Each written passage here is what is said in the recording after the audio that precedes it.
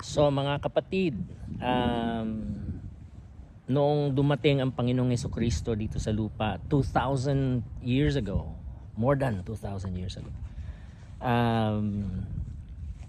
pagdating ng hari, dumating na rin ang kaharian ng Diyos, di ba? Kaya nga sabi ni Lord, if I cast out demons from you, then the kingdom of God has come upon you. So yung mga pinalaya ng Diyos na mula sa mga demonyo, ang kaharian ng Diyos ay sumaka nila. Sila ay naging miyembro ng kaharian ng Diyos. So naririto na, dumating na ang kaharian ng Diyos.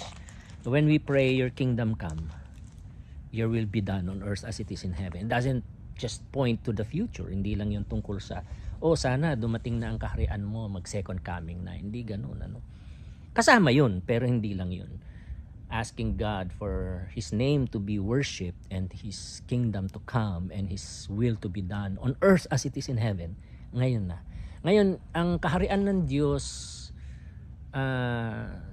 ay mapapasa atin in its fullness and perfection sa second coming.